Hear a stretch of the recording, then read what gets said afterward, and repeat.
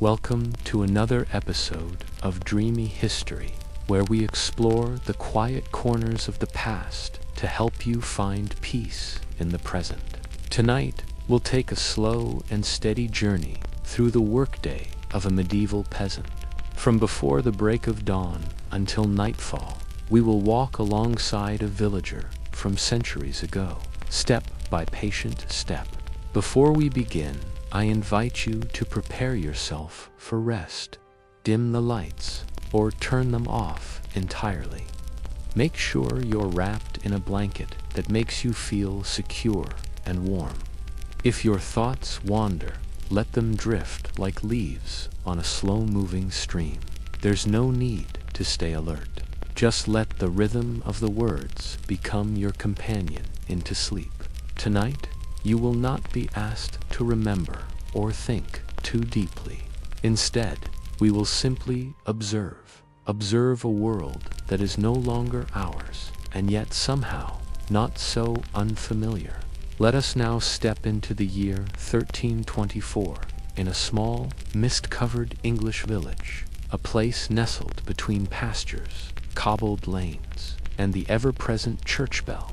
The village remains wrapped in stillness. It is the final hour of the long medieval night, a time when the stars still hang heavy over the thatched rooftops, and no birdsong dares to disturb the quiet. Inside the narrow timber-framed cottage, the air is thick and unmoving, saturated with the earthy scent of soil, dried straw, and the long-cooled smoke of the hearth. It is cold, not the kind of cold that bites immediately, but the creeping, seeping kind, a persistent chill that settles into the bones and joints, numbing the fingers even beneath the layers of coarse, homespun wool. The cottage, built from wattle and daub, with a thatched roof patched here and there with fresh reeds, is humble but not unusual for its time. Rough-hewn beams support the sagging roof, and the walls, patched with mud and straw, hold in more dampness than warmth. There are no separate rooms. One single chamber serves all needs, a place to sleep, eat, work, and pray. A wooden cot, shared by the adults, occupies one corner, while bundles of straw laid directly upon the earth floor serve as sleeping spaces for the children. These beds are not truly beds in the modern sense, but arrangements, improvised resting spots that vary from night to night depending on the season, the health of the occupants, and the shifting condition of the earthen floor. The fire, which provided the only warmth the previous evening, is now just a collection of faintly glowing embers. The ashes pile around the base of the iron pot, which still sits upon the stones, its belly cold. Inside it, there may be the remnants of last night's pottage, now thickened, gelatinous, and not particularly fragrant, but destined to be reheated for breakfast nonetheless. The pot itself is blackened by years of soot. It was passed down, possibly for 3 generations or more, a valuable possession not due to ornament or craftsmanship, but because it still holds liquid, still serves its purpose. Its handle is slightly bent, but it remains serviceable. Lying beneath a rough woolen blanket, the peasant stirs, not from comfort or the call of nature, but from the burdens of obligation. The day must begin soon. The body knows this, even before the sky begins to lighten. The blanket is scratchy, made from sheep's wool, carded and spun by hand, and then loosely woven on a narrow loom, likely no wider than 2 feet across. It does not block the cold, it softens it slightly. Beneath it, the linen undertunic offers little defense. The chill reaches the skin regardless. Outside, the sky is still black. No artificial light pierces the dark. Candles are precious, reserved only for Sunday nights or urgent sewing. There is no clock to tick, no chime to announce the hour. Instead, time is kept by the body, the moon, and the rooster's call, which has not yet come. The man of the house remains silent, his eyes not yet open. He is not asleep. He is simply still, waiting for the moment he must rise and begin again. His wife lies beside him, also awake, but she too waits. There is no need to speak. Speech is reserved for necessity, and this moment is only a quiet pause between yesterday and today. She listens to the wind pushing faintly at the thatch. There is a drip of water, perhaps from the corner where the roof began to sag last winter, allowing the thaw to seep in. They meant to fix it. They always mean to fix it. Time slips away too easily. A child coughs gently from across the room. The youngest, not yet old enough for chores, but old enough to wake early. The cough is not alarming. It is constant, the kind born from living in close air with no chimney, where smoke gathers just beneath the rafters and never fully leaves. The floor is cold underfoot. It is not wood, not stone, but packed earth, worn smooth from years of bare footsteps. Bits of straw cling to the surface, as does the occasional pebble, shard of pottery, or remnant of some forgotten craft. At one corner of the room lies a woven basket, frayed at the edges, half filled with split logs, collected over the past week from the edge of the forest, where gathering was permitted, so long as the bailiff did not object. There is no motion, only quiet, a long, unmoving quiet that permeates every corner of the room, every wrinkle in the cloth, every notch in the wooden beams. Outside, the breeze stirs the trees gently, but it does not yet disturb the thatch. The dew has not yet settled, and the sky offers no hint of warmth. This is the hour before waking, a forgotten hour, an hour of low breathing, of faint drafts, of the scent of old iron wool grease, and slowly rotting wood. It is not unpleasant. It is merely the atmosphere of life, a quiet persistence in the face of cold, damp, and darkness. And so, the peasant lies still, knowing that soon the fire must be relit, the water fetched, the pot reheated, but not yet. There is still time, not to rest, but to remain still. The rhythm of his life demands many things, but not haste, never haste, only repetition.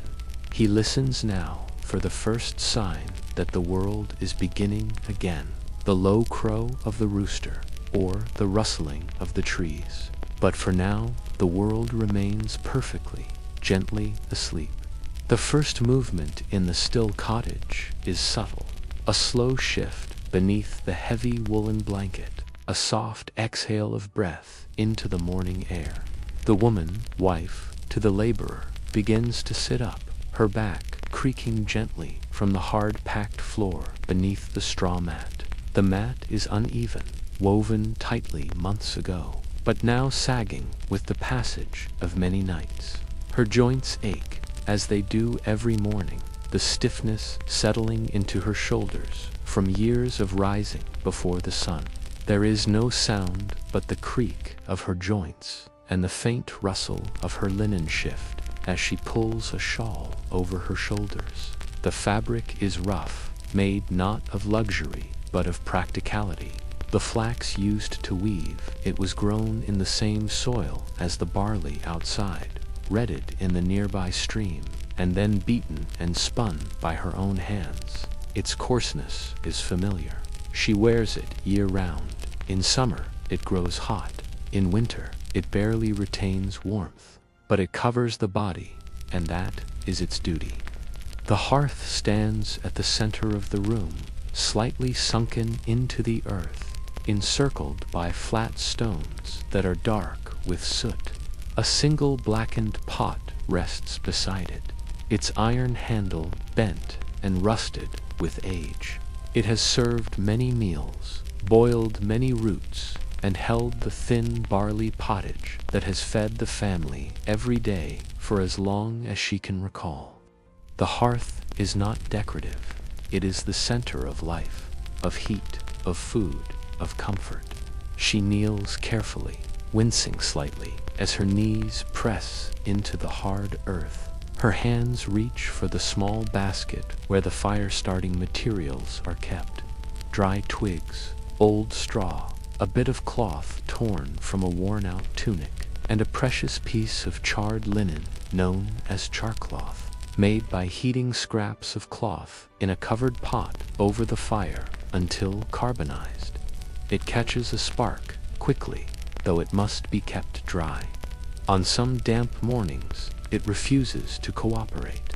Next, she reaches for the flint and steel. The flint is a hard, knapped stone, roughly chipped and found near the riverbed months ago. The steel is forged, a gift, or perhaps a traded item from a smith. Together, they serve a single function: to produce a spark, a simple idea, a difficult task. She strikes them together once. Then again, a dull click echoes softly in the silence. A third time, a fourth. Then a spark, small, faint, but visible in the dim light. It dances for a moment and then disappears. She continues. 10 strikes, then 20. Her hands know the motion. She does not rush. Speed is for those with resources. Patience is the peasant's tool. Finally, a spark lands on the charcloth, which begins to glow with a faint, ember-like orange. She lifts it gently, tucks it into the bed of straw, and breathes, slowly, steadily. The straw crackles faintly. Smoke curls upward in a thin tendril. She adds twigs, one at a time, not too many, not yet. The flame catches, a flicker, then a brief glow. Then, finally, the first flame of the day, wavering but real. The fire is born again. It is a small success, repeated each day. No one claps, no one celebrates, but it is as essential as breath. The fire provides warmth, but more importantly, it provides the means to boil water, to soften food, to mark the morning. Without it, there is no meal, no comfort, no day. The children remain asleep, curled in their corners. The man stirs faintly, but does not rise. The woman continues her work in silence. She reaches for the iron pot, lifts it with both hands, slowly, with effort, and sets it over the growing flame. The water inside is cold. It was drawn the day before from the communal well, carried in a bucket slung across her shoulder. Heavy work done quietly. Now the water begins to warm, though it will be some time before it bubbles. The woman adds dried herbs, nettle perhaps, or marjoram, collected and hung from the rafters months ago. Their scent is faint, barely noticeable beneath the constant presence of smoke. The air in the cottage thickens with heat, though only slightly. It will take time to feel it. The warmth arrives slowly. She adds small pieces of dried root, perhaps a parsnip or turnip, remnants of the winter's cellar. They clunk dully against the pot's side. The mixture will become breakfast, thin, flavorless, but nourishing. Food is not chosen. It is available. That is enough. There is no chimney, only a hole in the roof, often clogged, and the gaps between the thatch. The smoke stings the eyes slightly. The woman blinks, wipes her sleeve across her face, and continues. This is the ritual, daily, repetitive, meditative, a task that must be done. It requires no thought, only steadiness. The room glows now with a soft orange flicker. The fire dances shadows against the mud walls. The cottage begins to wake, not with sound, but with warmth. The fire is now strong enough to radiate warmth beyond the hearth, pushing back the chill that clings to the corners of the room. Smoke continues to drift upward toward the thatch, seeping out between the straw, leaving a lingering haze just beneath the rafters. The air remains heavy, yet slightly more bearable now, the cold replaced by a dull, sluggish heat. The pot, warmed gradually over the last half hour, begins to bubble. The liquid inside is a thin broth made from the simplest of ingredients: water, dried roots, a pinch of preserved herbs, and perhaps a spoonful of coarse ground oats, if any remain from the previous day. This meal is not seasoned in any real sense. Salt is expensive, not always impossible to come by, but certainly rationed, used sparingly, a pinch here, a grain there, measured not by volume, but by circumstance. The woman stirs the mixture slowly with a wooden spoon, worn down at the edges from years of use. The bowl's surface has grown smooth, darkened by countless hours submerged in hot liquid. The spoon is not unique. It is one of 3 in the house, all hand-carved, all nearly identical, their details long worn away by use. The man begins to sit up now, stretching stiffly, his body aching from the hard ground. His movements are slow, deliberate. Each morning begins this way. The joints resist, the muscles protest. But the day must begin, and so he rises, not out of energy, but of necessity. The children wake, too, one by one. They make no noise, only quiet, shifting beneath their straw coverings, their faces round with sleep, hair matted and tangled. The youngest remains curled in her spot, rubbing her eyes slowly. The eldest moves first, already accustomed to the demands of rising early. The family does not engage in morning conversation. There is little to say. The routine speaks for itself. The woman ladles the pottage carefully into small wooden bowls, shallow, simple, unadorned. The contents are thin, steaming slightly. The smell is earthy, neither appetizing nor offensive. It is food. It sustains. Alongside the bowls sits a loaf of dark bread. It is made of rye, or a mixture of rye and barley flour, dense and heavy, with a thick crust that cracks under pressure. The bread was baked 2 days ago in the communal village oven, marked with a notch to identify the household. Its surface is dusted with coarse flour. It is no longer fresh, but not yet moldy. Bread lasts if kept dry, if chewed slowly, if appreciated as more than indulgence. Each piece is modest in size, offered first to the children, then to the man, and finally to herself. There is no butter, no honey, no jam.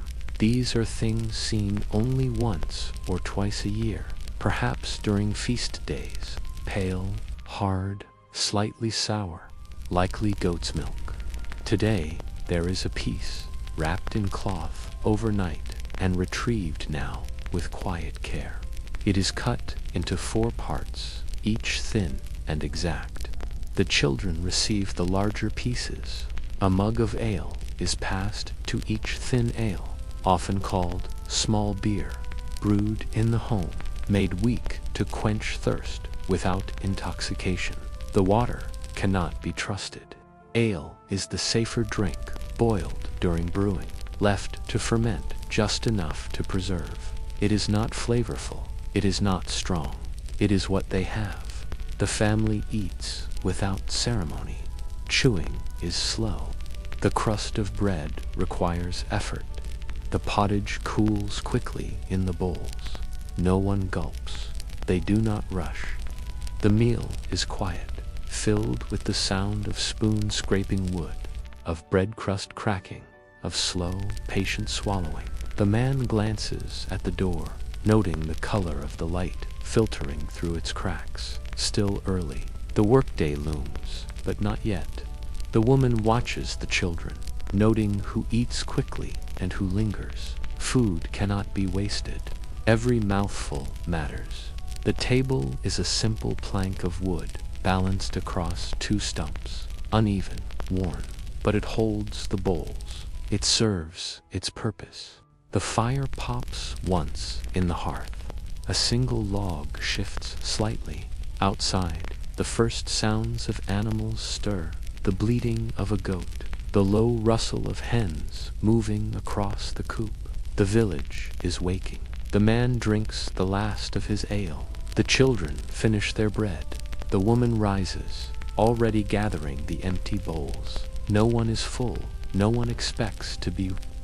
Hunger is not a crisis. It is an ever-present companion, dulled, managed, kept at bay, but never entirely absent. This is breakfast. This is the breaking of the fast, not marked with fanfare, not remembered, but repeated. The rhythm of nourishment continues, as it has for generations, without variety, without luxury, without interruption. The morning has now firmly begun. The air has shifted from the deep stillness of early dawn into something more alert, though still quiet by modern standards. Light filters through the low-lying mist that blankets the village paths and outlying pastures. It is not strong sunlight, the kind seen in portraits and tapestries, but the faint, hazy kind that seeps across the sky like milk poured into water, a pale gray glow that gives no warmth but offers just enough visibility for the first labor of the day. The peasant man, having eaten his portion of coarse bread and broth, now prepares for the fieldwork ahead. There is no change of clothing. He wears what he always wears, a woolen tunic, patched at the elbows, belted at the waist, with a leather strap that is beginning to crack. Over his shoulders, a threadbare hood or cloak, depending on the season. His leggings are made from rough cloth, not fitted or tailored, but wrapped and tied with cords around the calves. On his feet are shoes of leather, turned and stitched, with soles long worn down by months of use on dirt roads and stone pathways. These shoes are not waterproof. They do not cushion. They are simply better than bare feet.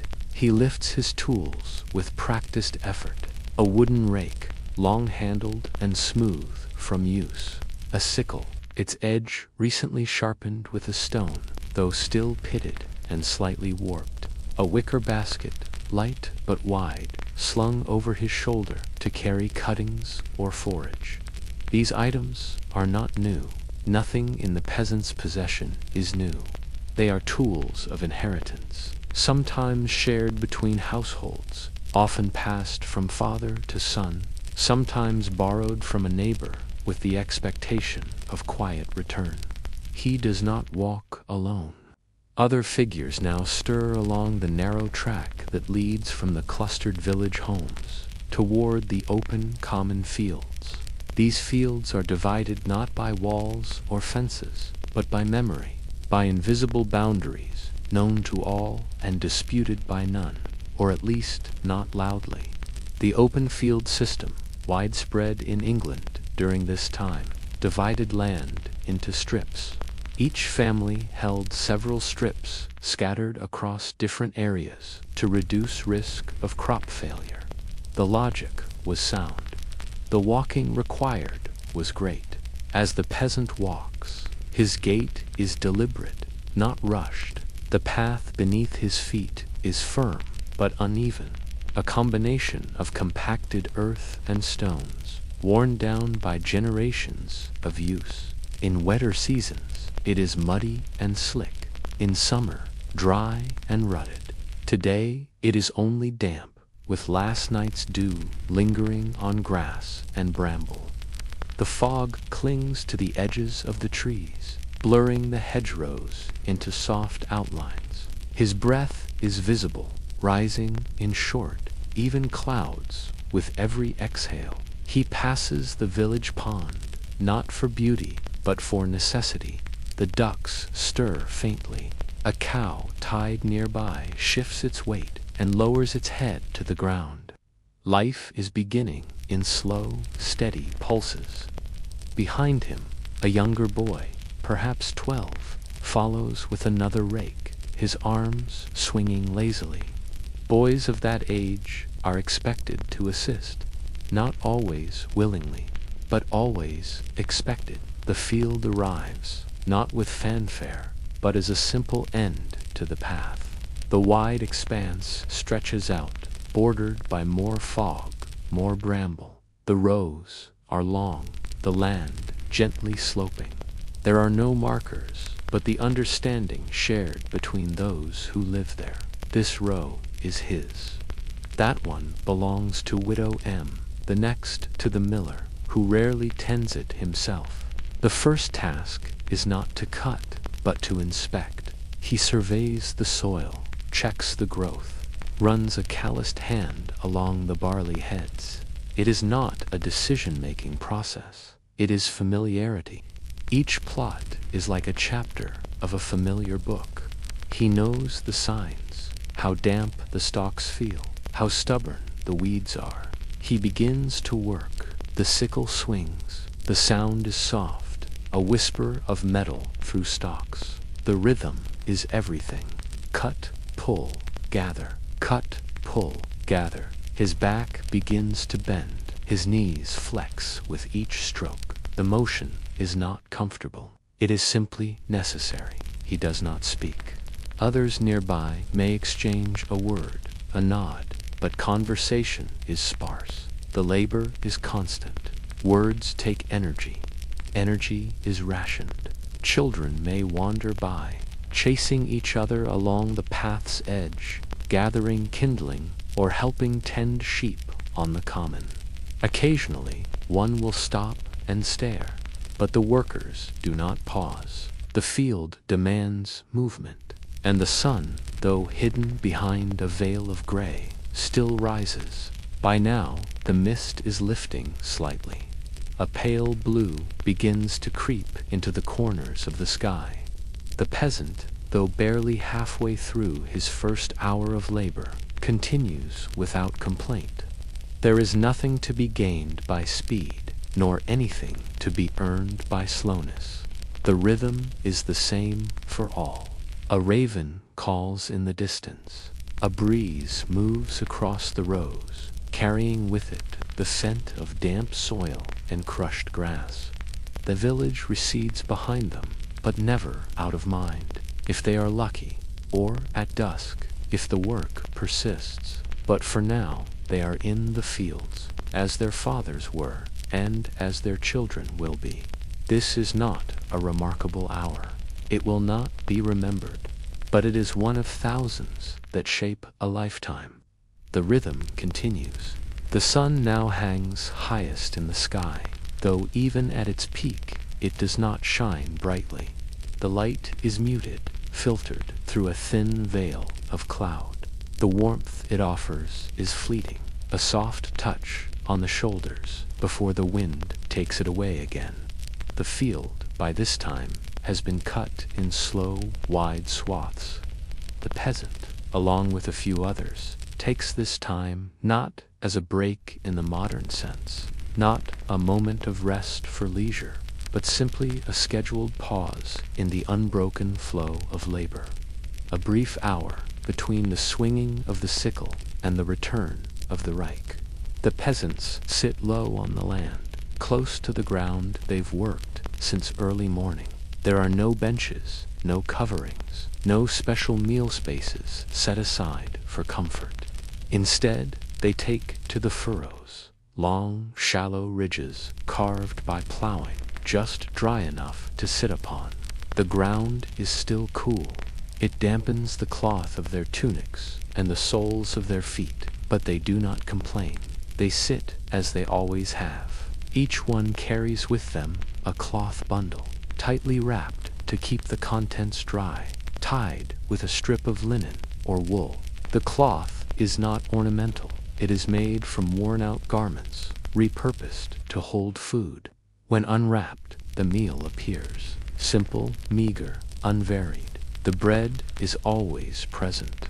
It is the central item. A chunk of rye or maslin, a mixture of rye and wheat or barley, baked, dark, and coarse. The texture is heavy. It requires effort to chew. Teeth wear down over the years, not just from age, but from the small bits of grit and chaff that remain in the flour after grinding.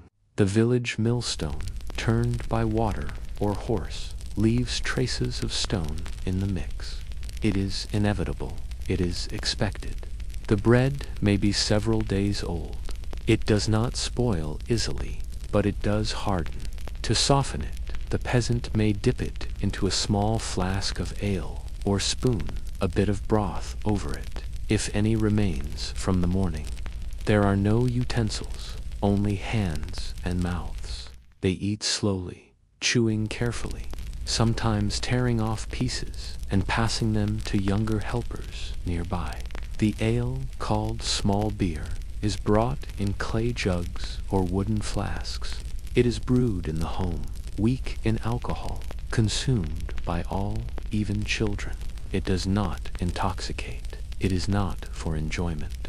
It is safer than water and fills the stomach just enough to quiet the ache. Sometimes there may be a small piece of onion or a wedge of turnip eaten raw with no seasoning. Once in a while, dried peas or beans, boiled the night before and wrapped in a bit of cloth. If extremely fortunate, a sliver of salted pork or hard cheese. But these are not expected. They are occasional indulgences, more common during harvest festivals or after slaughtering time in winter. The peasants eat without conversation at first. The hunger dulls all other thoughts. Chewing is slow. The silence is punctuated only by the rustle of grass, the soft creak of leather belts shifting, and the dull clink of a cup being set down on a stone. Children sit nearby, some helping their parents, others playing in the dirt. Their meals are smaller, more hurried. One boy digs idly at the base of a furrow with a stick, pausing only to gnaw at a crust of bread nearly as large as his hand. A girl plats grass into a simple braid, her mouth full as she chews thoughtfully. One of the older workers adjusts his back against a bundle of hay, sighing quietly as he stretches his legs. His knees ache. His hands are swollen at the joints, but he will return to work soon, just as he has for decades. No one expects entertainment. There is no song, no distraction, no shared stories beyond the occasional muttering about the weather or the rumor that the reeve will check the western plots tomorrow. Even these bits of conversation are brief, spoken softly, and soon forgotten. The meal ends not with a signal, but with instinct. When the bread is gone and the jugs are emptied, they rise. The cloths are tied again. Crumbs are brushed from laps. Tools are lifted. The pause has served its purpose. The break is over. There is no lingering, no time to nap. The land must be cleared before the sun dips low. The furrows must be straightened. The barley heads gathered. The rhythm continues. And so the peasant returns to his strip of land, shoulders slightly more sore than before, stomach no longer hollow but not quite full. He bends again, lifts the rake, and begins the long, slow sweep across the field. As he did this morning, as he will again tomorrow. Midday has passed. The labor remains. The sun begins its slow descent. Though it hangs high still, the shadows are lengthening ever so slightly across the tilled strips of land. The field is broad, but not vast, just enough to feed the families whose hands tend it. The soil underfoot, rich with silt and stone, gives a soft, muffled response to each step taken by the laborers. Afternoon in the medieval field carries a stillness that is not silent. It is filled with the soft repetition of work, predictable, rhythmic, dull.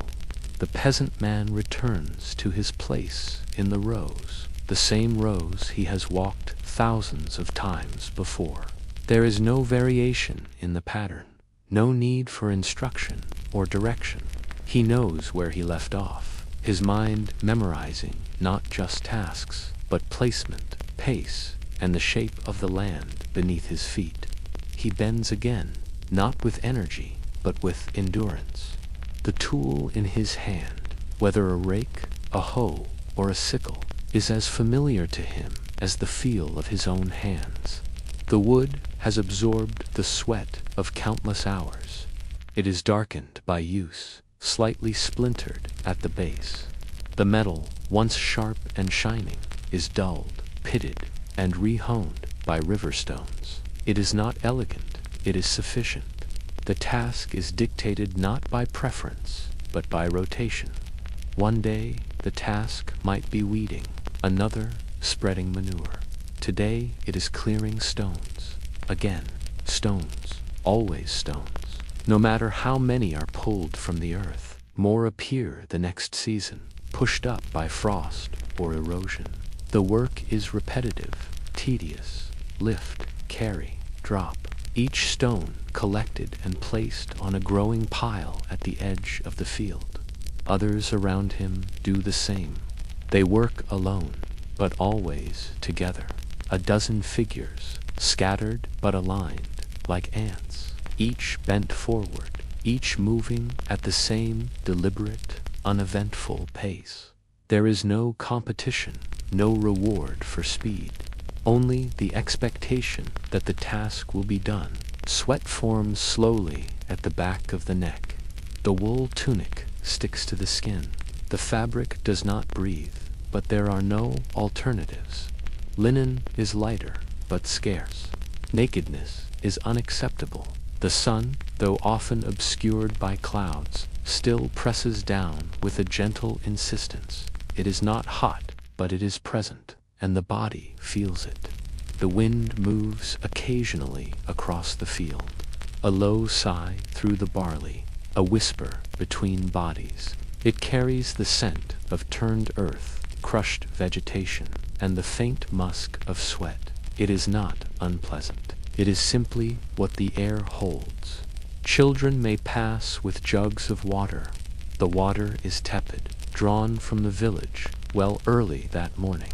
It has warmed in the sun. The jug is clay, heavy. The child moves slowly, lifting it carefully with 2 hands, spilling only a little as it is passed from one adult to another. The water is drunk in small sips, carefully. Water is a risk, if drawn from the wrong place, if stored too long, but thirst demands it nonetheless. Ale is better, but in short supply, and so the water is accepted. No one laughs. There is no time for levity. If one stumbles or drops a tool, the moment is observed, then passed over. There is no ridicule, only silence, only continuation. The peasants' feet begin to ache in earnest now. The shoes they wear are unsupportive, made from rough leather, often handed down or patched with crude stitches. The soles are thin. The fields are unforgiving. Stones bruise, mud sticks, blisters are common, untreated, ignored. Occasionally, a priest or steward may pass, not to speak, but to observe. Their presence shifts the tone of the field slightly. The backs straighten just a little more. The pace, if sluggish, does not falter. The priest will nod. The steward may frown. Neither will stay long. Time passes slowly. There are no clocks, no bells in the field. Only the shifting of the sun, the lengthening of shadows, and the heaviness in the arms and legs. The body becomes the timekeeper.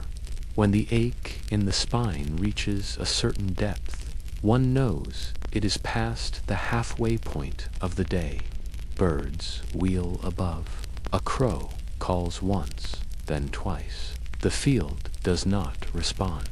The crows are always there. Watchers of grain, stealers of seed. They are known, disliked, tolerated. By now, the raked rows are more even. The piles of weeded growth and cleared stones are larger. Progress is not dramatic, but visible.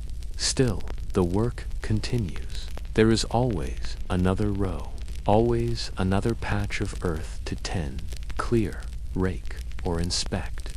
The body slows incrementally. The movements are less precise, but the rhythm continues. It must. If one stops, the work remains. The day, however, does not. And so they labor, with bowed heads and unspoken understanding, into the thick hours of afternoon, knowing that when the work is finished, it is not truly finished. It simply pauses until the next morning brings the rhythm again. The sun has begun its slow retreat behind the edge of the woodland that borders the village's common field. It is not a dramatic sunset, nor particularly colorful. There is no display of orange or purple. Rather, the light fades in subtle increments, like the slow dripping of water from a worn wooden bucket. The warmth it provided during the noon hours is now replaced by a faint breeze, cool against skin that is sweat-dampened and sun-dulled. The peasant straightens for the first time in many hours. His back protests the movement, having been bent forward since early morning.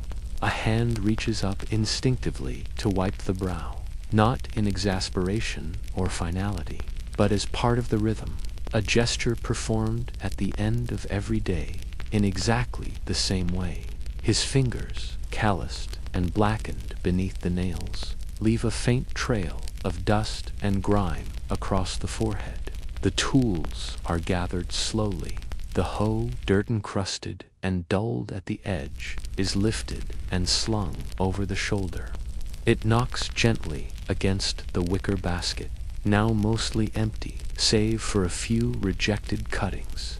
A rake leans against the pile of stone collected during the day, left there to be retrieved tomorrow.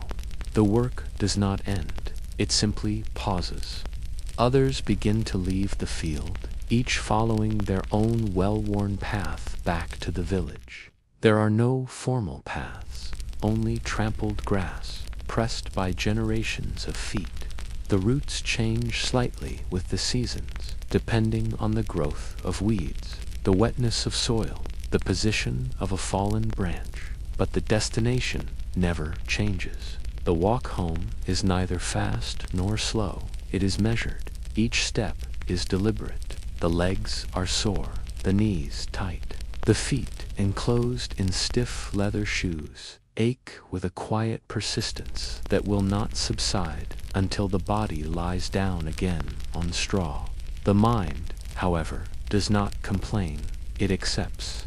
The path winds through familiar markers, a leaning tree with gnarled roots, a low stone wall that once marked a boundary, now partially collapsed. A shallow stream crosses the route at one point. There is no bridge, only a cluster of stepping stones, placed long ago and now slightly uneven. The peasant steps across them carefully, out of habit. One stone wobbles, as it always does. Others walk in near silence nearby. A boy carries a pail of water, sloshing slightly.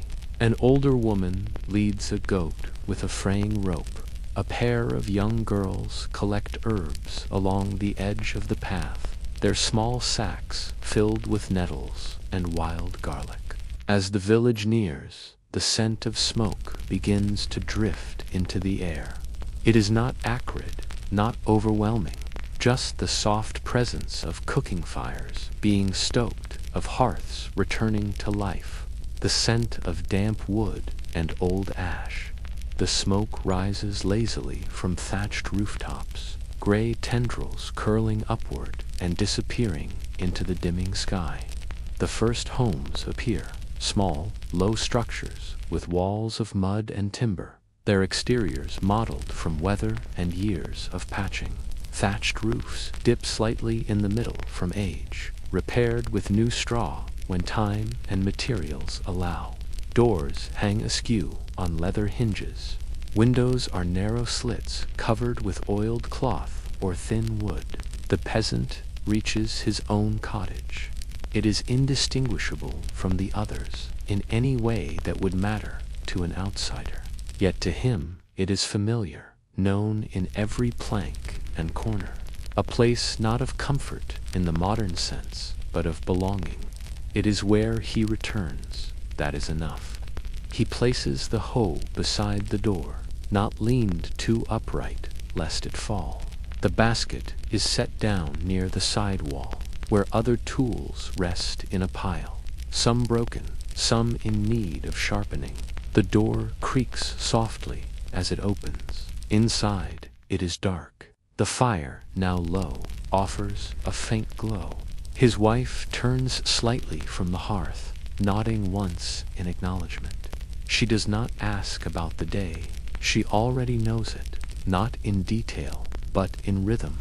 It is the same as hers. The children look up briefly, then return to their quiet play or tasks. One stirs a pot, another feeds scraps to the dog, if there is one. The peasant sits slowly on the wooden stool by the hearth, stretching his legs out before him. He does not speak. He stares into the fire for a moment, letting its warmth begin to loosen the ache in his shoulders. His hands remain folded in his lap. The dirt beneath his nails is dark, permanent. His tunic is dusted with straw and earth. There is no meal yet, but he knows it will come. There is no celebration, but there is completion. The work of the day has ended. For now, the field is behind him, the hearth before him.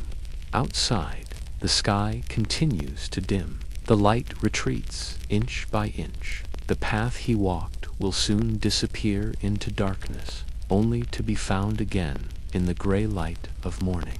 For now, he rests, not fully, not indulgently, but enough. Tomorrow, the path will wait again, as will the field, as will the stones, the soil, the scythe. But tonight, the day ends, slowly, quietly, and in its familiar rhythm.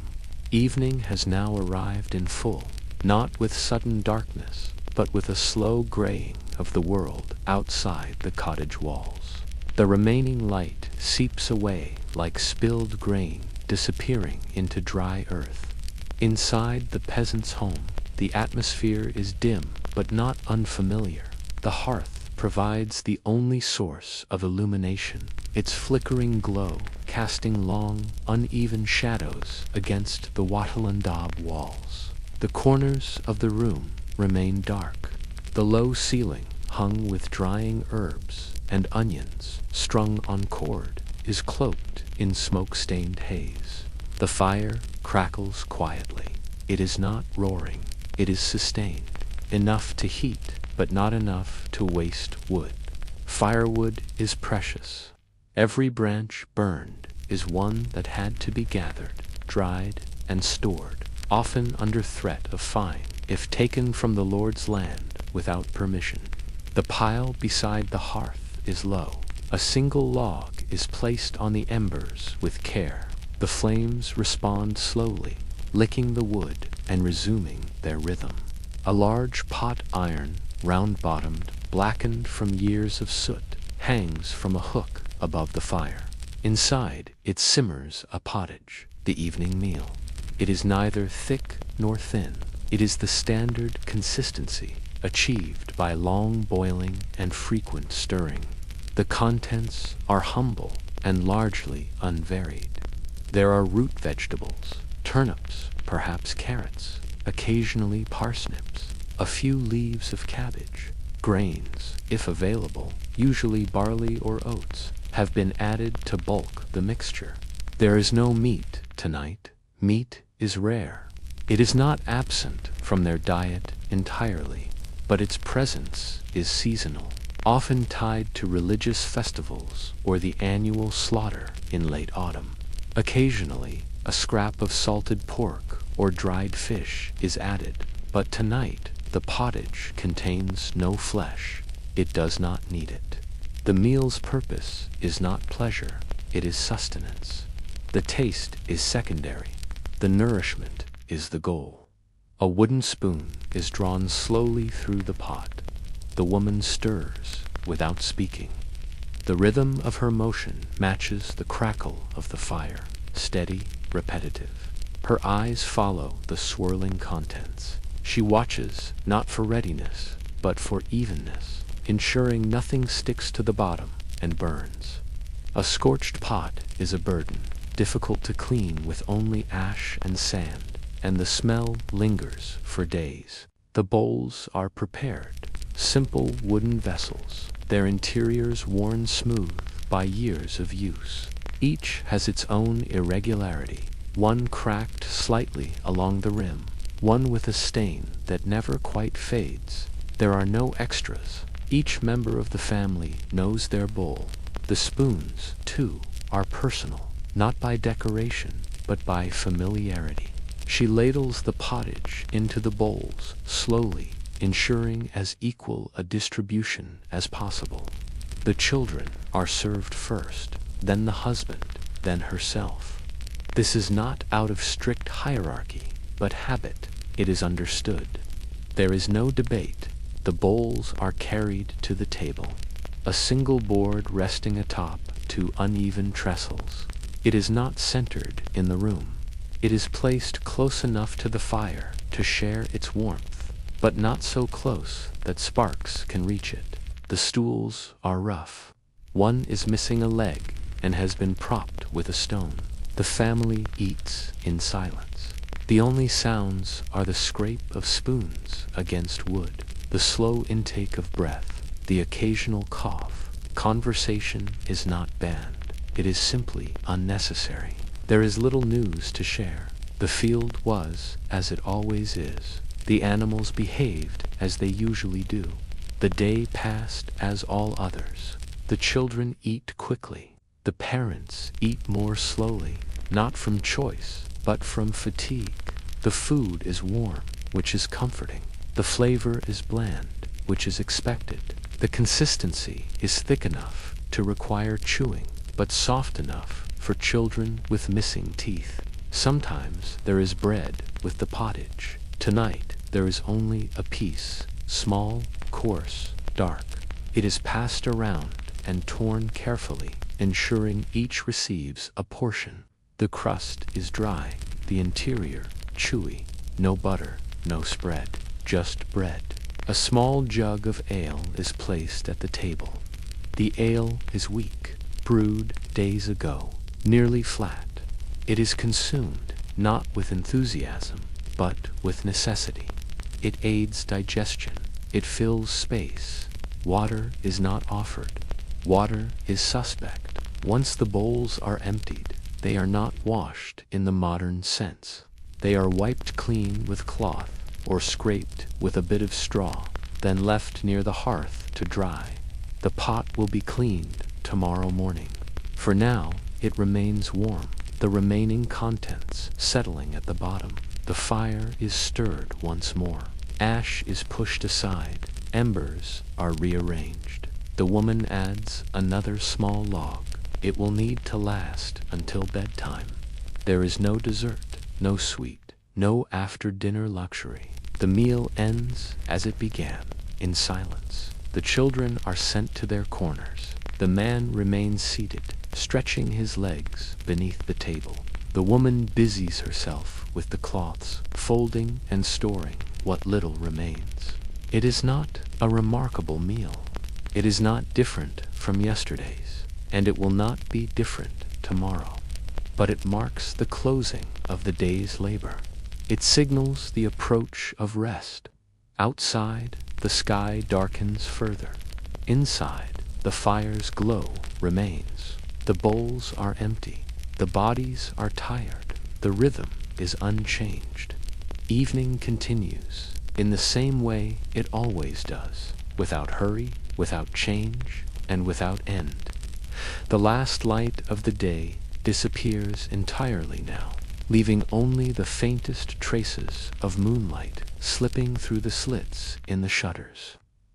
These shutters are wooden boards, roughly planed, closed tightly to keep out the night air and any wandering animals. They do not seal perfectly. The wind still finds its way through the cracks, but they are sufficient, and in the medieval world, sufficiency is as close as one comes to comfort. Inside the cottage, the fire has burned low. The flame flickers only occasionally now, dancing along the edges of the last small log. The embers beneath it glow with a soft orange hue, their warmth fading slowly. The room is filled with a kind of smoky stillness, not heavy or choking, but ever present. The walls are blackened slightly at the top where the smoke gathers. There is no chimney, only a hole near the roof where smoke may or may not escape, depending on the wind. The air is cooler now and slightly damp. Moisture rises from the packed earth floor. This floor, once tamped firm by tools and feet, is now uneven in places, its surface marked by countless steps, spills, and scrapes. Bits of straw cover some of the patches where the ground is particularly rough. The floor is swept only occasionally, not to achieve cleanliness, but to make space. Dirt is not an invader, it is a fixture. The family begins to prepare for sleep.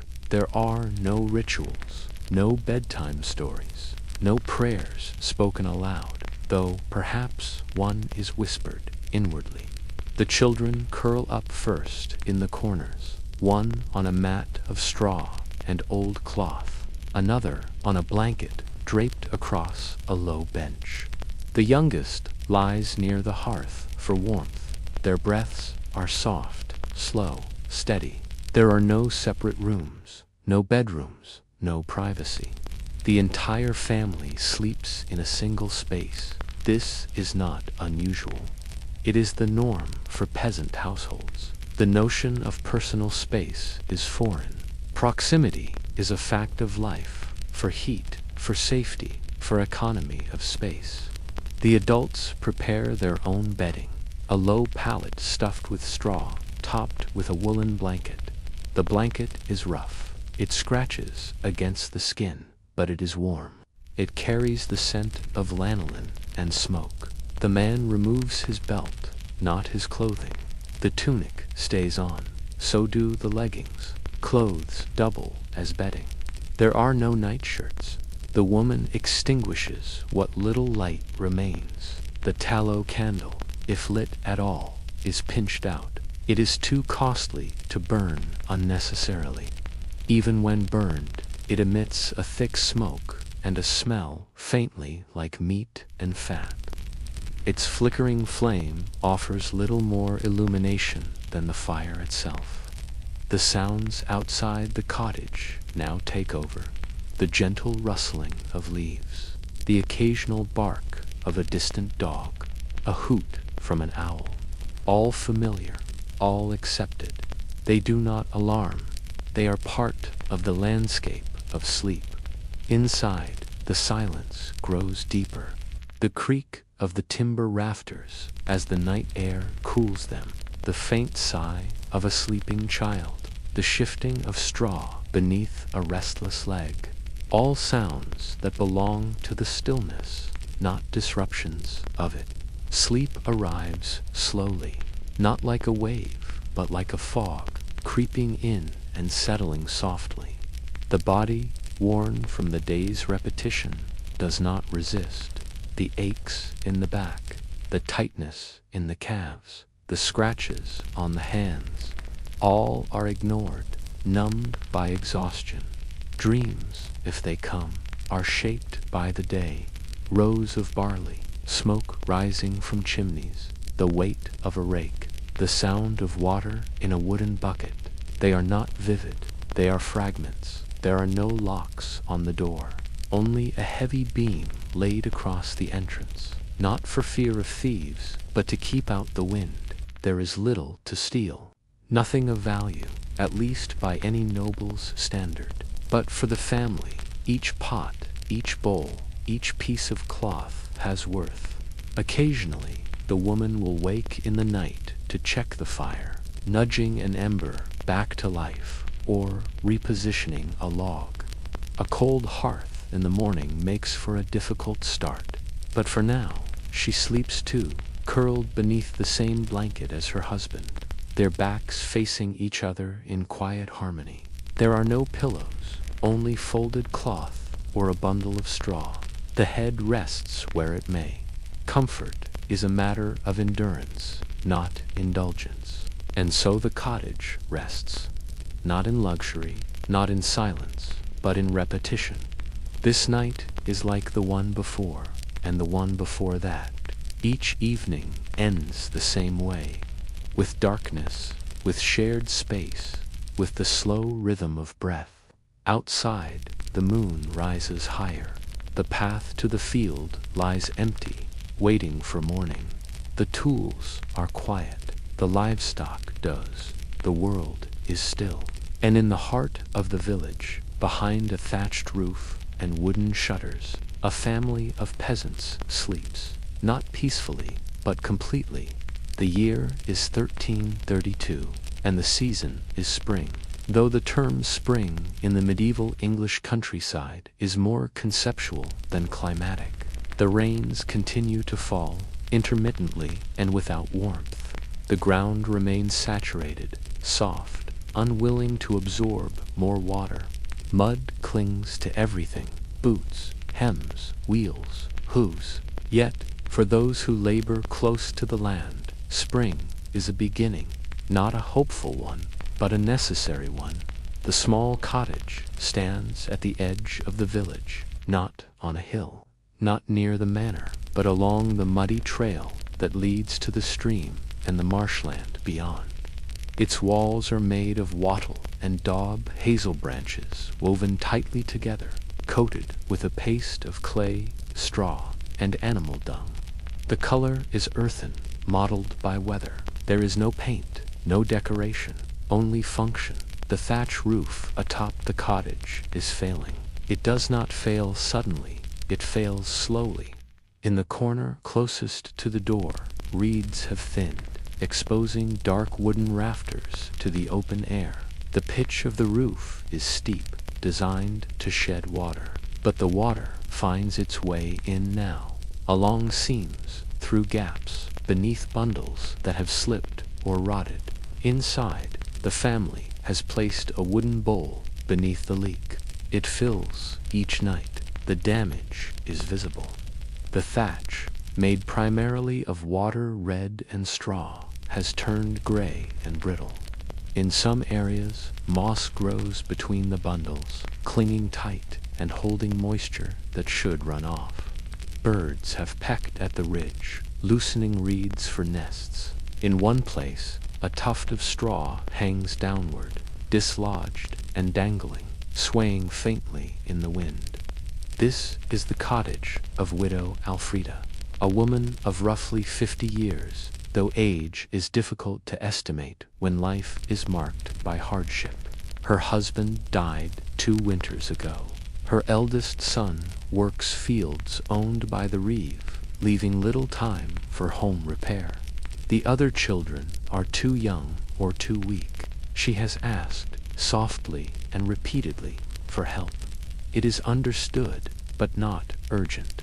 Help comes slowly in the countryside, especially when the help requested is not life-saving, but roof-mending. And so Tib, the thatcher, arrives. He comes not in a cart or on horseback, but on foot. His feet are bare, or nearly so, wrapped in old cloth and leather ties, stiff from dried mud. His tunic is, of course, wool, faded to a color between brown and gray. He wears a hood pulled low, both for rain and for habit. He carries a bundle of tools, a thatcher's needle, a wooden mallet, a knife for trimming, and a bundle of twisted hazel spars, each hand-whittled and dried for strength. He stands before the cottage for a time, saying nothing. That is his way. Tib is not known for speech. He is known for thatching. He studies the roof, not with his eyes alone, but with memory. He sees how it was laid, the pitch, the pattern, the ridge. He notes the angles, the droop at the eaves, the places where the bundles have compressed from age. The technique of thatching is ancient and exacting. Reeds must be layered tightly, each overlapping the one below, fastened to wooden battens with twisted cords or spars. The water must run down and off, never pausing, never pooling. A poorly laid thatch does not leak immediately. It leaks silently, invisibly, until the rot sets in. Tib knows this. He sees it now, beneath the ridge, where the sag has formed, a hollow pocket where rain has lingered. He does not begin immediately. He unrolls a blanket and sets out his tools, laying them carefully in order. He checks each spar. He sharpens his knife. Then he walks the perimeter of the cottage once more. It is not just the roof he considers, but the structure beneath it, the beams, the pitch, the condition of the tie beams inside. Widow Alfreda appears briefly in the doorway, nods once, and disappears. She knows the work will begin. She knows it will take days. She does not ask when he will finish. He does not say. Tib reaches for the ladder. It is not his. It belongs to the village. It is shared. He carries it, sets it against the side of the house, and begins to climb, slowly, carefully. The rungs are worn smooth. One creaks. He removes the failed reed bundles, one by one, stacking them at the base of the wall. They are damp, heavy, black at the core. Some crumble in his hands. He trims them cleanly with his knife, exposing the rafters. The wooden beams beneath are slick with moisture, darkened from rot. He notes this, says nothing, and begins to tie new reeds into place. Each bundle is gathered and laid with precision. The angle must be correct. The alignment must be precise. A mislaid bundle creates a weakness. Weakness leads to leaks, leaks to rot, and so Tib works. Slowly, methodically, without speech, without pause, without rest, beyond what is needed to sip water from a flask or stretch his stiffening knees. The roof will not be finished today. It may not be finished tomorrow, but it has begun. And in the quiet world of the thatcher, that is enough. The thatcher's work begins not with the laying of reed upon roof, but far earlier, in the wet silence of the marsh. The bundles he ties, the ridges he shapes, the weather-tight shelters he builds, all originate here, in the slow-growing stands of common reed, or Phragmites australis, that line the edges of England's still rivers and fens. It is late spring, though, in the marsh. Seasons are difficult to name with certainty. The air is damp, even when it does not rain. The sky is gray, even when the clouds do not break. The ground is not solid. It gives beneath every footfall, exhaling moisture, sucking at the soles of worn leather shoes with every cautious step. Tib walks carefully through the edge of the marshland. He knows its shape well, not in terms of maps or boundaries, but in the way one knows the habit of a friend. The parts where the reed grows thick, straight, and tall. The soft spots where one must walk wide. The places where the water gathers in hidden pools, dark and still. His bundle of tools is smaller today. He carries only what is needed. A curved sickle, not used for grain, but for the tougher, fibrous stalks of the marsh. A coarse rope twisted from hemp to bind the reeds. A large sheet of sacking cloth, folded under one arm, meant to wrap the gathered material. Nothing is extraneous. Every tool must justify its weight.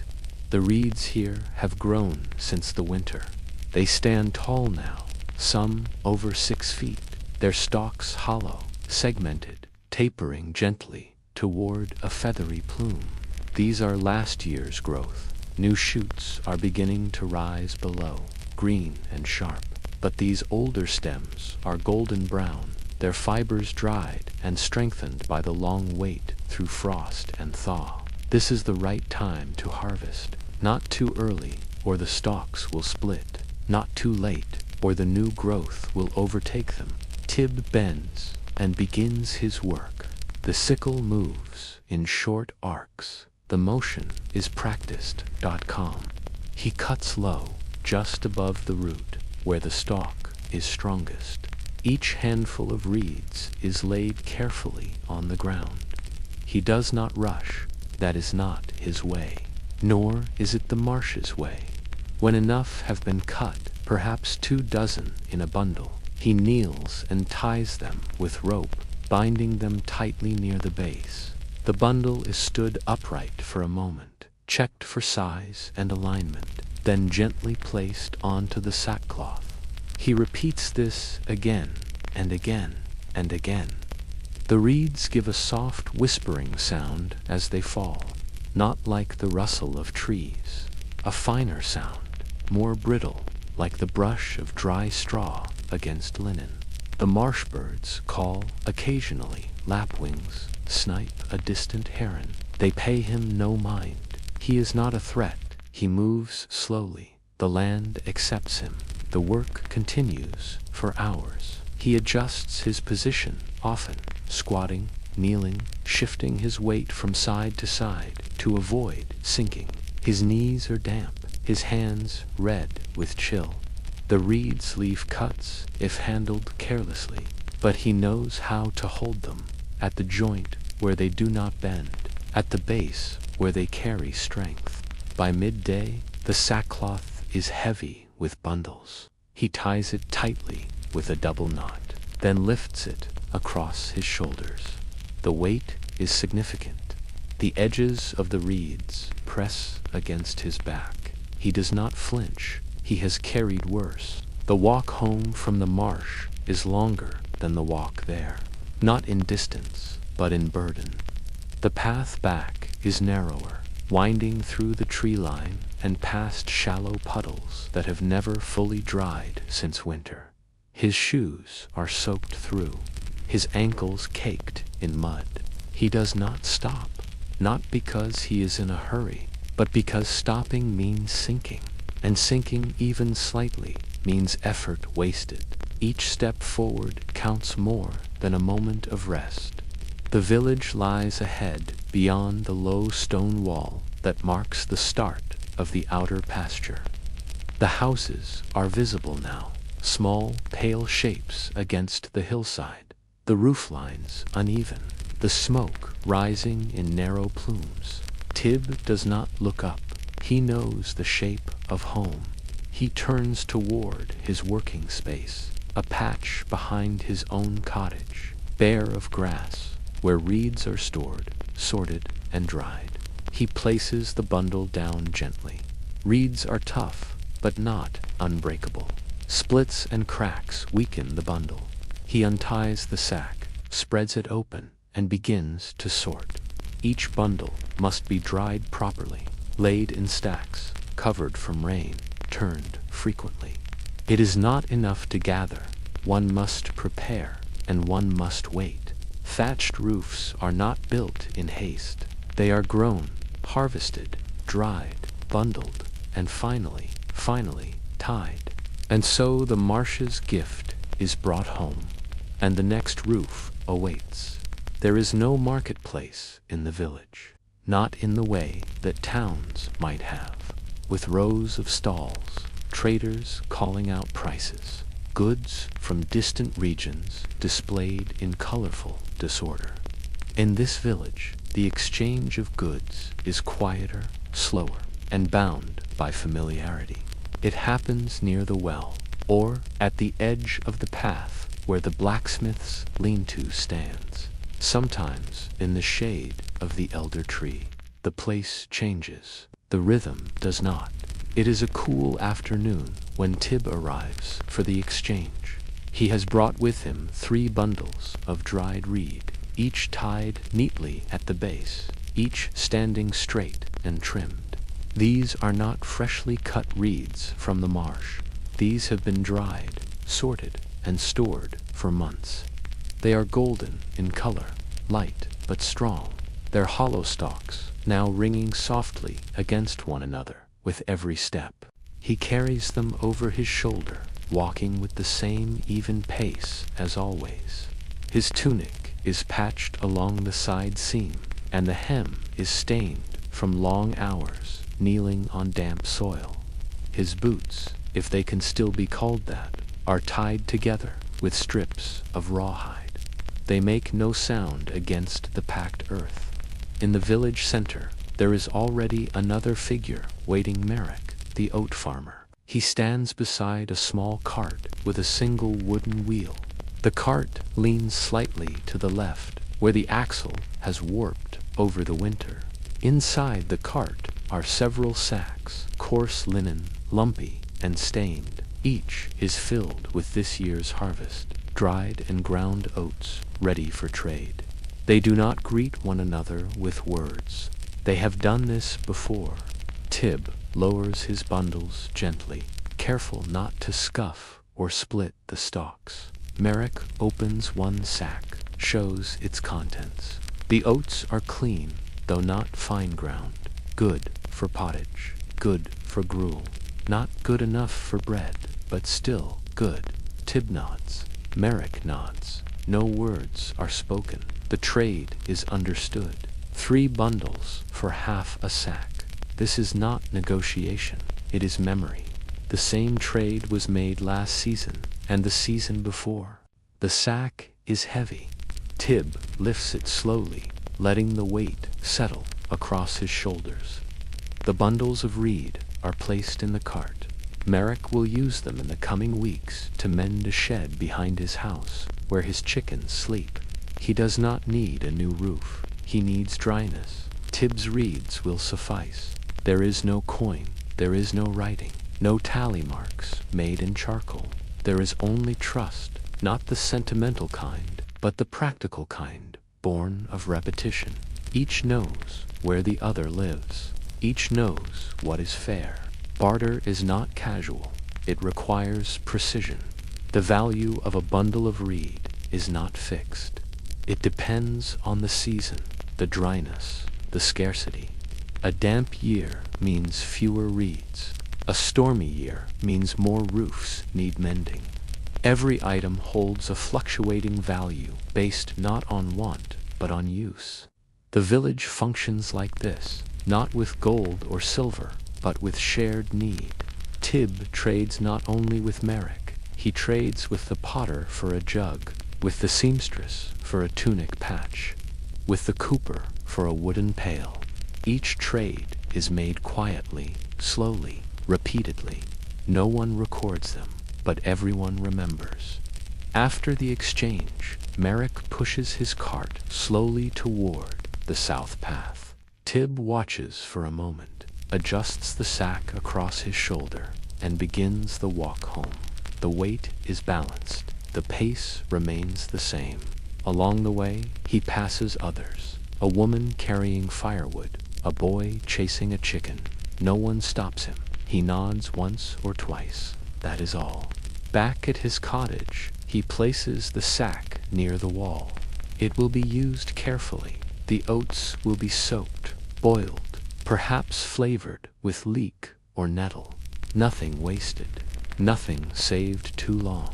And tomorrow, he may trade again, not because he seeks wealth, but because the rhythm of the village depends on movement. Reeds become oats. Oats become strength. Strength becomes thatch. The thatcher's work is never just his own. It is part of a quiet economy, one shaped not by coin, but by repetition. The day is not unusual. The sun, partially veiled by low clouds, casts a dim gray light across the village. A breeze moves slowly through the empty lanes, carrying with it the scent of wood smoke, wet soil, and faint traces of manure. There is little noise, only the cluck of hens and the occasional thud of a door closing against its frame. It is on this day that the church steward arrives. He is first heard, not seen. The horses' hooves strike the packed earth of the main path with hollow thuds, uneven but measured. Horses are rare in the village. Most travel is done by foot. A mounted man always draws attention, though no one gathers to greet him.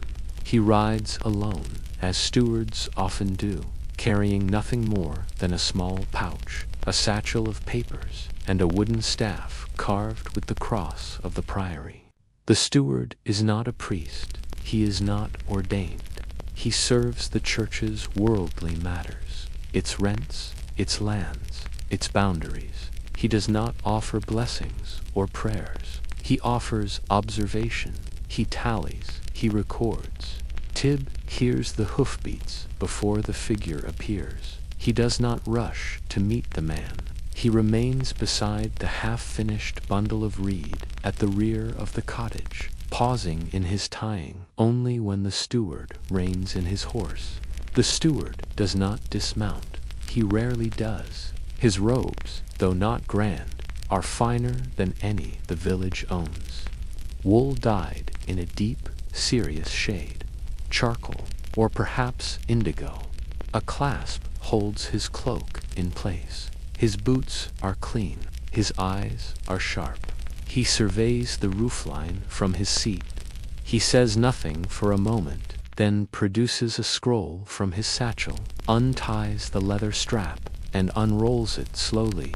The parchment cracks as it opens. He squints, searching for the name. Tib, he says, without warmth. Thatcher. Tib nods. He does not respond. He knows better than to interrupt. The steward glances again at the cottage. This property still rented from the priory. Another pause. One cow, one garden plot, one tool shed. No debt recorded yet. He does not ask for confirmation. He writes it down anyway. The quill scratches against the parchment, its point dry at first, then dark with ink drawn from a small bottle on his saddle. He looks at Tib again. You've worked Widow Alfreda's roof. A statement, not a question. Tib nods again, still silent. Barter, I assume, not recorded. He makes a small mark beside her name. It is not a punishment. It is simply a note. The steward's role is not to enforce morality, but to uphold structure. He does not concern himself with hunger or dampness, or the aching knees of an aging tradesman. He concerns himself with usage, tenancy, maintenance. The priory owns the land. The people live by its rules. He shifts in his saddle. The horse stamps the ground once. The steward frowns, pats its neck, and continues. Next year's dues will include increased assessments for repairs. All structures must remain serviceable. Another mark on the parchment. The word serviceable is vague. It covers a great deal and excuses very little. Tib says nothing. He watches the man's hand move across the page, each stroke a reminder that nothing in the village, not even a broken roof, escapes notice. The steward finishes his writing, re-rolls the parchment, and slides it back into the satchel with practiced motion. The leather strap is tied again. The bottle of ink is capped and returned to its pouch. The quill, though worn, is kept carefully. He gives a final glance to the roof, then to the reeds stacked near the wall. You'll finish that by week's end. A question this time, but rhetorical. Tib nods once more. The answer is known. With that, the steward clicks his tongue, turns the rein slightly, and urges the horse forward.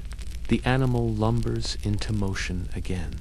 Hooves, finding the center of the path, heading toward the next cottage.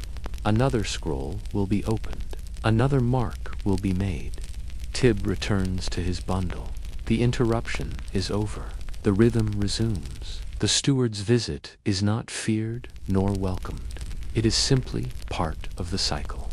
Like the harvest, like the taxes, like the rain.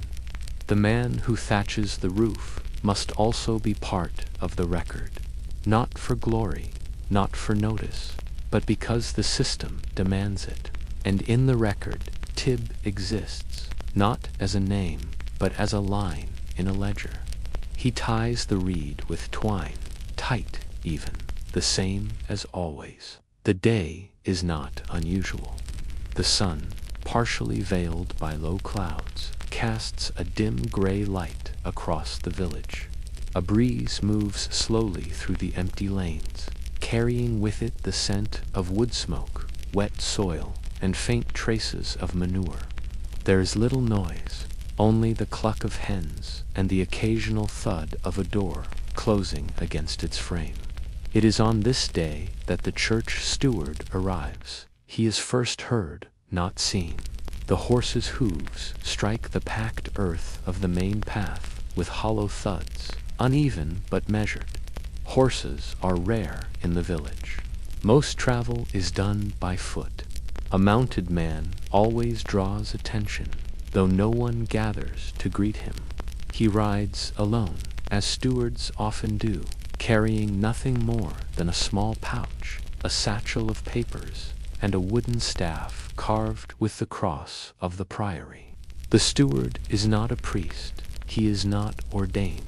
He serves the church's worldly matters, its rents, its lands, its boundaries. He does not offer blessings or prayers. He offers observation. He tallies. He records. Tib hears the hoofbeats before the figure appears. He does not rush to meet the man. He remains beside the half-finished bundle of reed at the rear of the cottage, pausing in his tying only when the steward reins in his horse. The steward does not dismount. He rarely does. His robes, though not grand, are finer than any the village owns.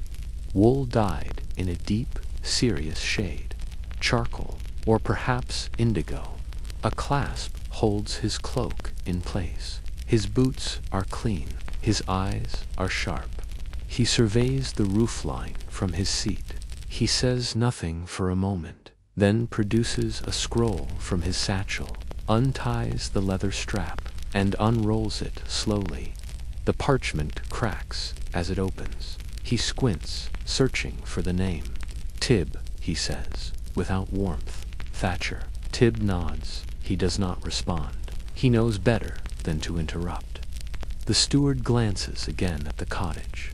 This property, still rented from the priory. Another pause.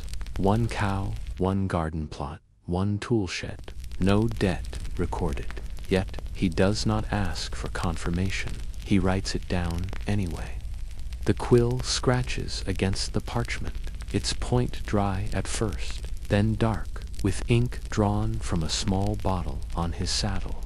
He looks at Tib again. You've worked Widow Alfreda's roof. A statement, not a question.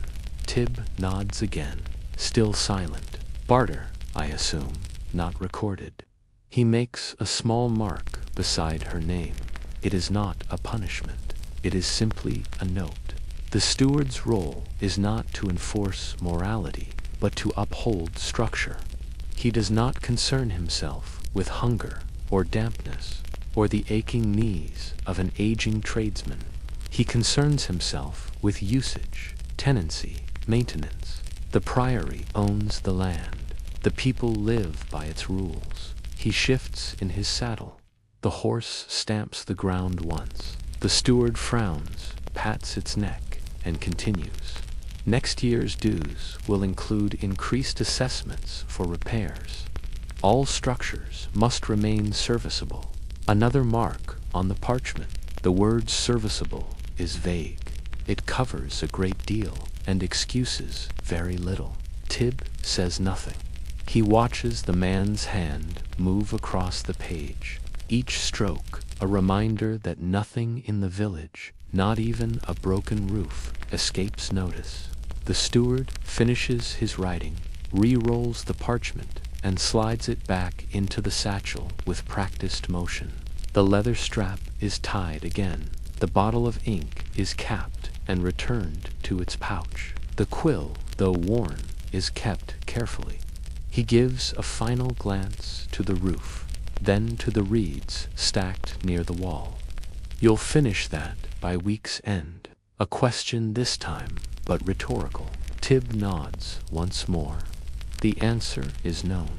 With that, the steward clicks his tongue, turns the reins slightly, and urges the horse forward.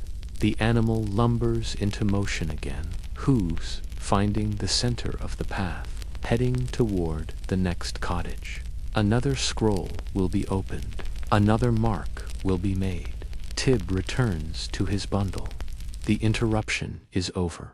The rhythm resumes. The steward's visit is not feared, like the harvest, like the taxes, like the rain.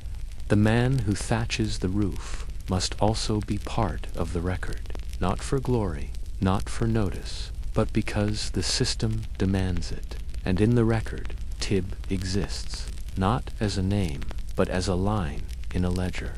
He ties the reed with twine, tight, even, the same as always. Summer in the English countryside arrives slowly. It does not announce itself with blazing heat or cloudless skies. It seeps in, gradually, quietly, over days and weeks, replacing the biting dampness of spring with a thicker, warmer stillness. The days stretch longer. The sun rises earlier and lingers later. But the temperature, while higher, rarely becomes oppressive. Instead, it settles across the land like a blanket, gently suffocating, never lifting entirely. For Tib the Thatcher, summer is not a season of rest. It is not a respite from labor. It is the peak of demand, with the fields beginning to thicken with grain, and haymaking soon to begin. Landowners and villagers alike turn their attention to maintenance. This is the season for repairs. Leaky roofs cannot be tolerated during the autumn rains or the brutal gales of winter. And so, the work must be done now, under the long and watchful sun. Tib begins before the heat rises fully. He climbs the ladder, as he has done hundreds of times before. Each rung is familiar, grooved by weather, warped slightly by years of use. He climbs slowly, not out of fear, but caution. He carries a bundle of prepared reed over one shoulder, bound tightly at the base. The stalks are light but cumbersome, swaying with each step, brushing against the rough wooden planks. Atop the roof, the world shifts in perspective. The cottage below shrinks. The village path disappears behind hedges. Birds wheel overhead. Jackdaws, swallows, sometimes a hawk far off in the distance. Tib sees none of this.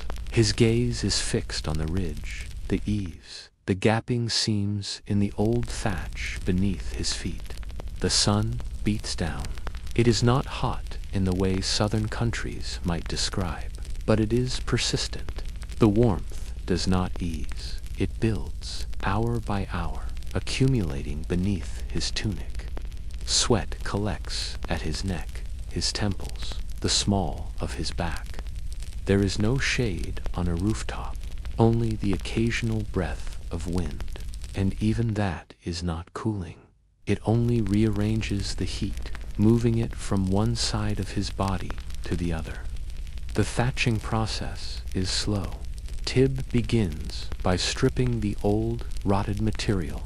It must be removed carefully, piece by piece, lest the wooden battens beneath be disturbed. He uses a long hook to tug bundles free, then a knife to trim the ends. Each discarded piece is thrown to the ground, forming a small, steadily growing pile that rustles faintly with each addition. The bare sections are then cleaned. Any softened wood is noted for later replacement. Then comes the fresh reed, bundled, trimmed, bundled again. Each sheaf is placed with the stalk ends facing downward, overlapping the row beneath it. Water must always run down, never inward. Tib secures the reed using hazel spars, twisted lengths of wood, sharpened at the ends, driven through the reed into the battens. The spar bends, forming a staple. The reed holds. He repeats the motion dozens, sometimes hundreds of times a day. Bend, press, drive, trim, tuck, repeat. By midday, his arms ache with the slow burn of repetition. His fingers are stained with dust and sap. Small cuts line his hands where the reed has sliced his skin. Shallow, not worth mention. Blood is common. It dries quickly in the heat.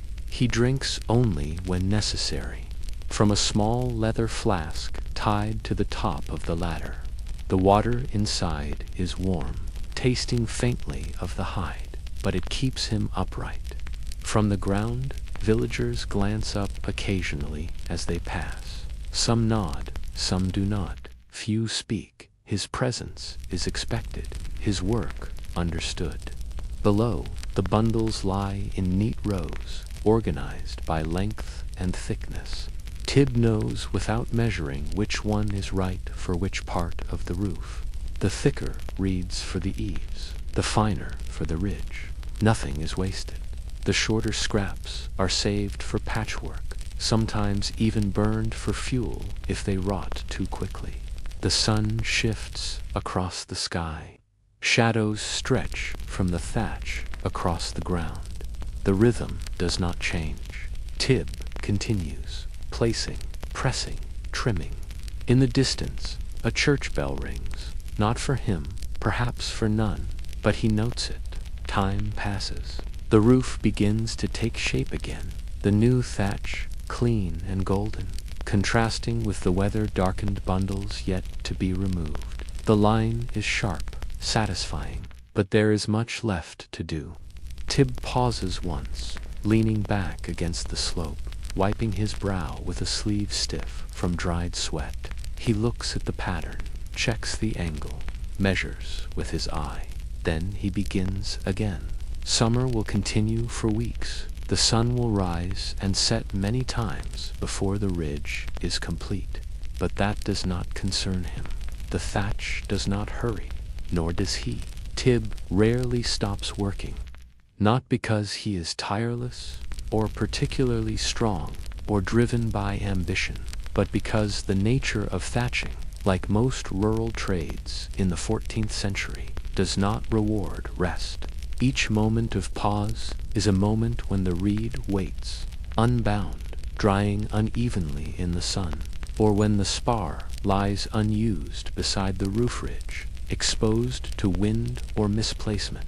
Still, the body requires what the will often ignores. And so, sometimes, during the long days of summer work, he rests.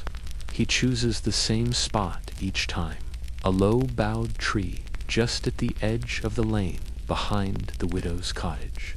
The tree is not large, but it offers sufficient shade during the heat of the afternoon. Its bark is coarse and gray, flaking slightly, and its roots form a small cradle against the earth where a man can sit without sliding. No one owns the tree. Like many things in the village, it exists in shared understanding, a silent agreement that it belongs to whoever needs it. Tib lowers himself onto the ground slowly, the bundle of tools laid carefully beside him, the woven basket that carried his midday meal, a scrap of cloth wrapped tightly around a few provisions, sits nearby. He does not open it immediately. Instead, he breathes. The shade is not cool exactly, but it breaks the sun. The light becomes dappled, filtered through leaves that do not rustle so much as shift gently. There is no breeze. only the faint presence of moving air, enough to carry the scent of earth and straw, not enough to dry sweat. Tib's legs stretch out before him. One knee aches more than the other. It always does. A fall from a ladder 10 winters ago left him limping for a month. The limp faded. The ache remained. He opens the cloth bundle. Inside, the meal is plain. A piece of rye bread, 2 days old and hardened at the edges. It has not spoiled. It never spoils. It simply becomes more effortful to chew. He breaks it with his hands, not easily, but with familiar pressure. The crust cracks. The inside crumbles slightly. There is no meat, no cheese, only bread. Beside him, a small mug of ale. The mug is wooden, carved from ash, lined with pitch to prevent leaking. The ale is weak, home-brewed, barely fermented, consumed, not for pleasure, but necessity. It has stood half the day in the warmth and tastes slightly sour. Tib drinks it slowly. There is no hurry, but there is no indulgence either. From his position beneath the tree, he watches the edge of the cottage roof. He considers how much remains. The ridge has not yet been touched. That will require new spars. He may need to split more hazel. The bundles still need sorting. One seems too damp, another too short. He stores these thoughts silently, reviewing them like a list etched into the back of his mind. He chews slowly. The bread does not soften. Each bite takes time. His jaw aches. He drinks more ale. The mug is half empty. Occasionally, a passerby moves along the path. A child chasing a stick. An old man walking with a curved back. They glance at him. He nods. They nod in return. No one stops. There is no conversation. Tib is not known for it. Instead, he sits, eyes half closed, not in sleep, but in rest. The mind empties slightly, not entirely. There is always the work waiting. The roof will not thatch itself, but for a few minutes the pressure recedes. The body takes precedence. The mug is emptied.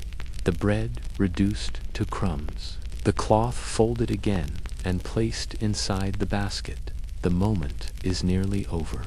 He leans forward, brushing dirt from his tunic. He stands slowly. The knees resist. He stretches his back, rolls one shoulder, then the other.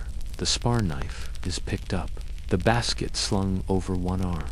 The mug set near the tree's base. He will retrieve it later. The rhythm of labor will resume. The ladder will creak. The reed will rustle.